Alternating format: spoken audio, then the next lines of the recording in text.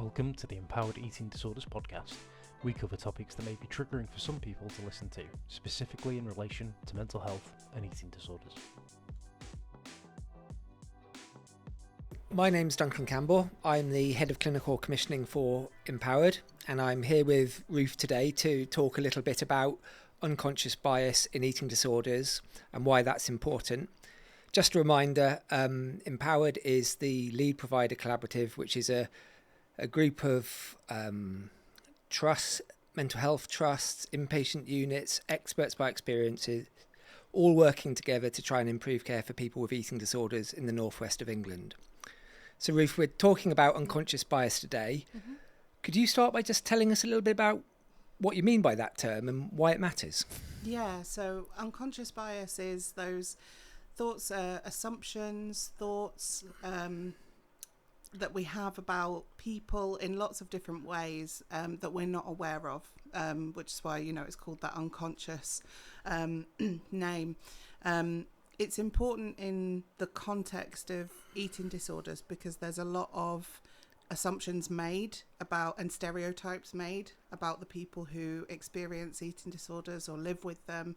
And often those unconscious biases that are held by not only people sort of from the general public, but also from healthcare professionals can prevent people from accessing treatment, from engaging in treatment, or even recognising that they might have an eating disorder. So it's a huge barrier for people to get into treatment and then into recovery. Okay, so that makes sense, but could you give me some examples? Kind of what do you think are the typical unconscious biases to do with eating disorders? So I think there's an overwhelming sort of misunderstanding that people with eating disorders are largely white women, thin white women, who maybe middle-class thin white women is that stereotypical image, like young women especially. And while, obviously people who do fall into those categories do experience eating disorders, you can experience an eating disorder from any cultural background, any gender, and any size as well. And that's a huge misunderstanding. Okay, so when you talk about unconscious bias, are you talking about the way that people think about themselves or the ways that other people think about them? Both, I think. That's definitely my experience. So I live now in a bigger body. I haven't always been in a bigger body, but because of the way culture and society views appearance, views the way we look, I never considered that it was possible for me to have an eating disorder, despite the fact that I've fluctuated in weight over the years. But I always thought incorrectly that if I couldn't possibly have an eating disorder because I was bigger, and also others thought that. So it was never considered or even spoken about. I only realised that's what I'd been experiencing when I stumbled across an article, I think from Beat Eating Disorders online, and it suddenly described all of my symptoms and all of the things I'd been experiencing, and it was quite a shock to myself. So I had to address my own unconscious bias about myself and other people who look like me. And then I had to deal with other people's unconscious bias about people who look like me. Okay, so in practical terms, we might be saying then that it might mean, for example, that certain groups of people might end up being more likely to be referred for help with an eating disorder, even if they presented with kind of exactly the same symptoms. I think so, definitely. Because I was in and out of doctors' offices for 20 plus years with difficulties around food, around my mental health, fluctuating weight. But because of what I look like, I would often be congratulated for restricting my intake, right, which is quite a significant indicator of someone living with either disordered eating or an eating disorder. But I'd be told to keep it up, or continue down that road, and always encouraged around weight loss, where actually I needed quite a lot of support to understand that food wasn't the enemy. And you also said, so we've touched on that other people, including health professionals, might not recognise someone as having an eating disorder because of their own unconscious bias. But you also said that it might be difficult for someone themselves to recognise they have that problem. And you think that applied to you as well? Yeah, definitely. I think I always, because there is such a conversation around, especially, I mean, it's always been this way. When you think back to like 90s and the magazines and supermodels who are on the front cover, but now we have social media that feeds into that. There's such a huge conversation, a complex conversation around appearance and what's appropriate, what's right, quote right, quote wrong, that you're informed by all of that yourself. And so that becomes part of your internal dialogue when it comes to how you view yourself. And that feeds into a lot of disordered thinking. But in my case, it meant that I thought it wasn't possible for me to have an eating disorder because of not being in that stereotypical body that people think you must have. Like, you must be very, very thin, or you must be very, very frail. Actually, you can be very large. You can also be a completely, quote, normal size, quite typical size, but you could also be very, very thin. There's no one size. There's no one BMI that tells you someone has an eating disorder, and that's often what's considered correct. Like, that's often what's considered as an indicator, and it's really not. It's a combination of things. Okay, so what we're thinking at the moment is that unconscious bias tends to be around that people with an eating disorder are young, maybe white, women of a particular shape, maybe thin young white women. And that, according to what we're talking about, would mean that people who don't fit that stereotype, so could be men, could be older people with different sizes and shapes, different people from different communities, they might well be not getting the help that actually they need. Or even putting themselves forward to get the help that they need because they don't recognise it themselves. So there's two forms of barrier for people outside of that stereotype to access treatment. And I'm in no way saying that people who do fit that stereotype don't also have barriers. There certainly are. But there's these additional barriers where, firstly, you have to recognise yourself that you may need to seek treatment and support. And then the barrier of when you finally do go to the GP or you do go through that process, you're gonna come up against more barriers. That's definitely what happened to me. When I first approached my GP, they told me it wasn't possible that I could be experiencing an eating disorder.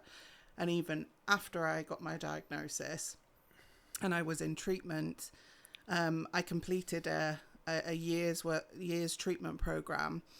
And then you're sort of sent out to try and put those things into practice yourself, which is quite right.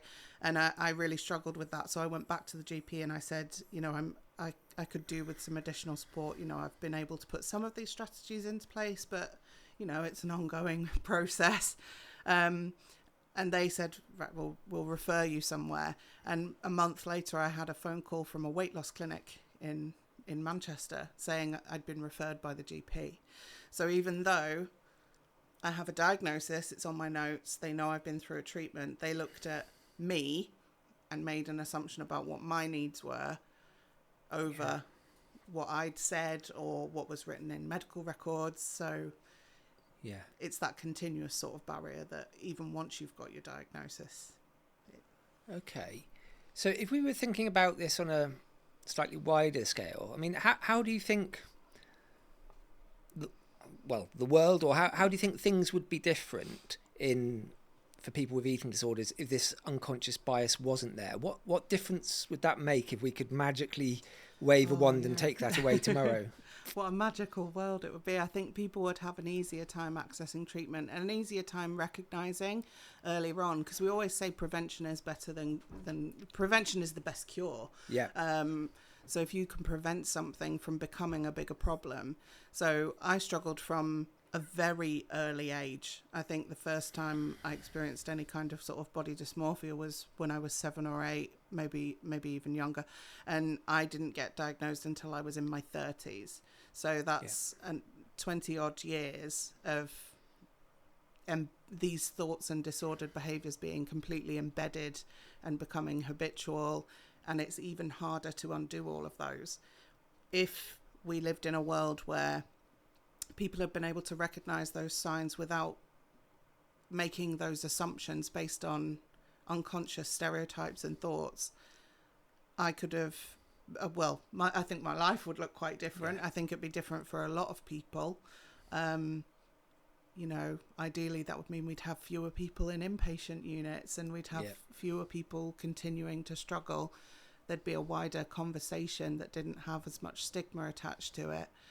People would feel braver to address any difficulties they might have, a bit more confident, because when you know the world views you a certain way, it takes the wind out of your sails. You know, you have to be extra courageous to question those, because everyone around you is telling you what you are, you know, and you, in order to talk back to that, you have to be louder, and that's difficult. That's very difficult. It's challenging.